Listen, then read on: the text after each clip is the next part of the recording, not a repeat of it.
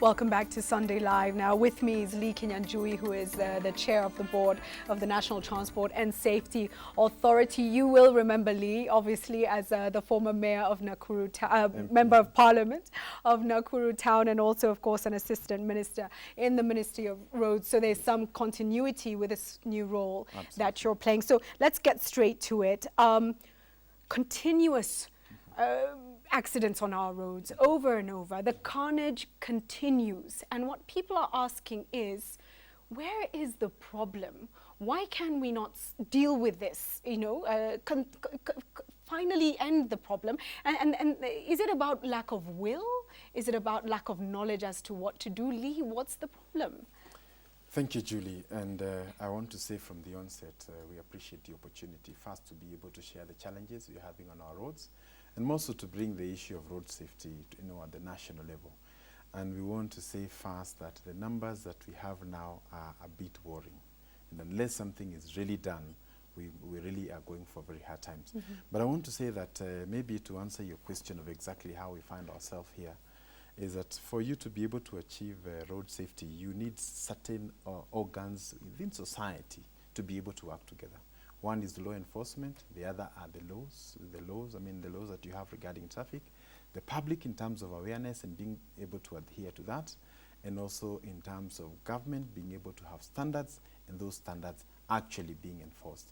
Now the reality is that at all those levels, there have been several levels you may want to call of failure or inability to be able to achieve. Where are the gaps? Number one, the laws that we have in Kenya about traffic, whether it's about driving schools or how they are done, and in fact you'll want to know that before you do any driving tests, you have to do a medical test. But the reality is it only exists in paper. So we are saying we have very good laws, but we've not been able to implement them.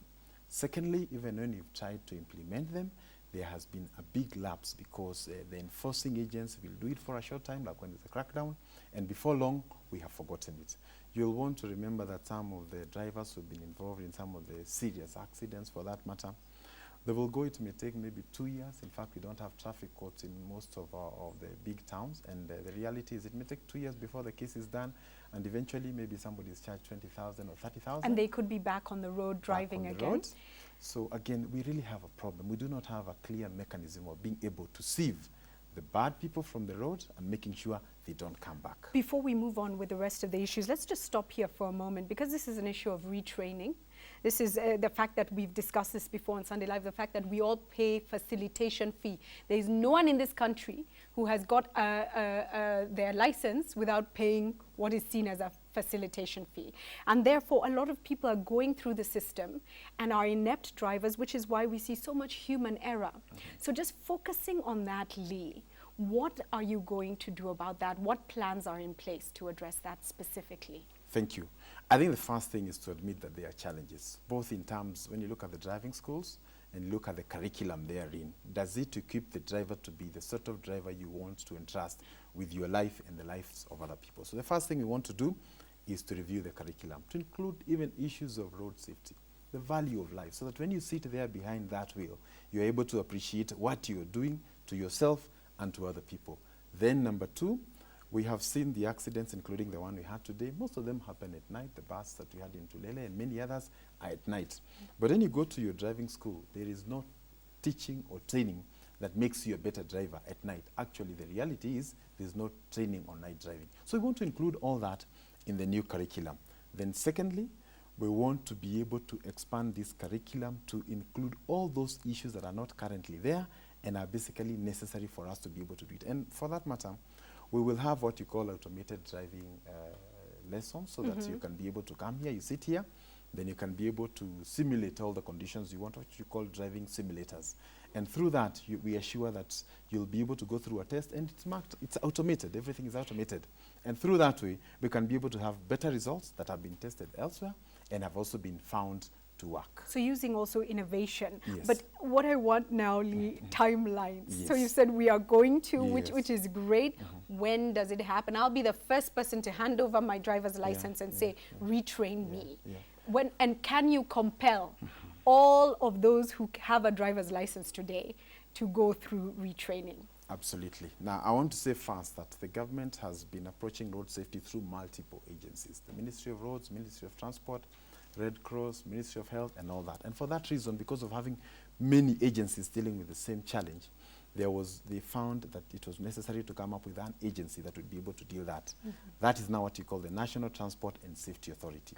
And the mandate of motor vehicle inspection, motor vehicle driving and all that, including registration of vehicles, management of PSVs, is now under this particular body. So the buck stops with you. In law, The buck stops with you. Absolutely. Yes. In law, this is the authority that will be able to bring all this. But I also want the public to appreciate that we are barely even 1 year.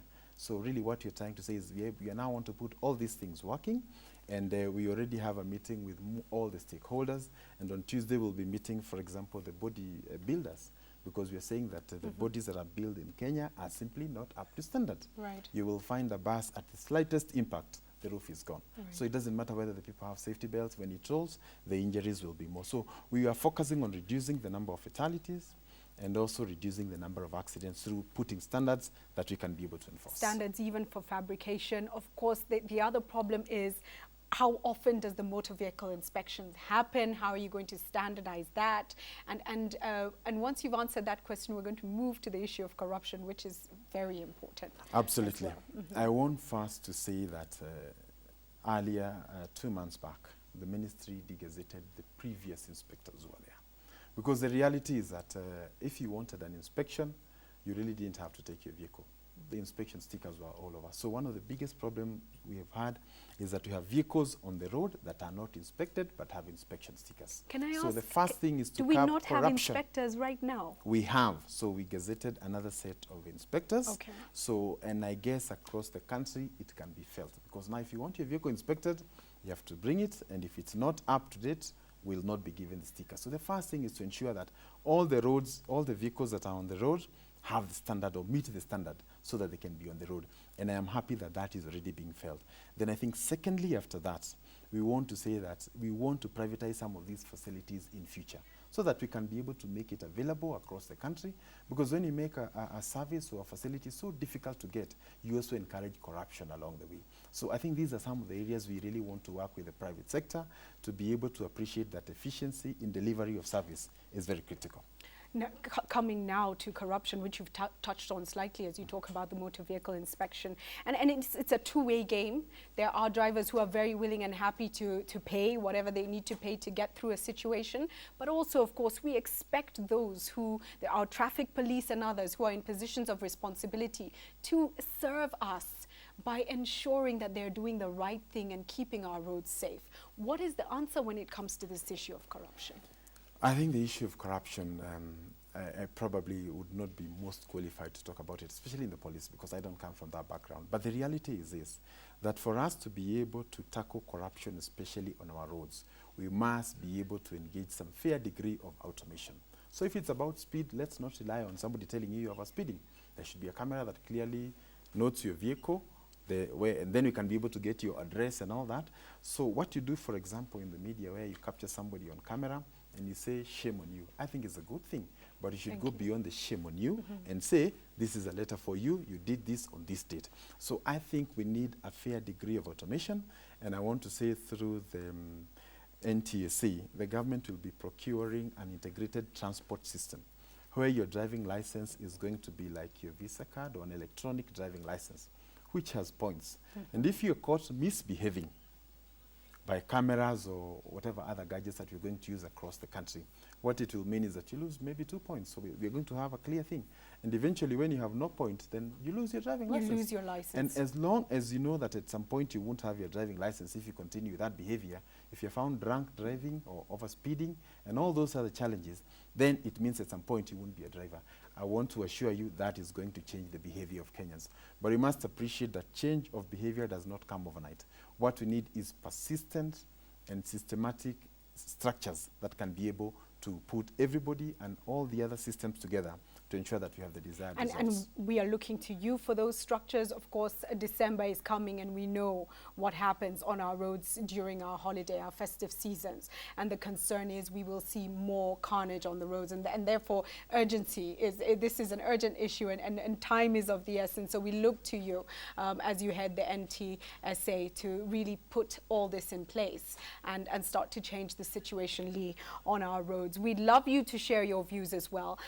Start with the words road safety, and we can share them with Lee Kinyanjui and his team at the National Transport and Safety Authority.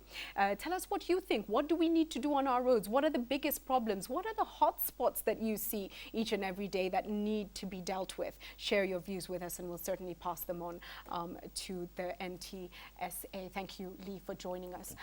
We move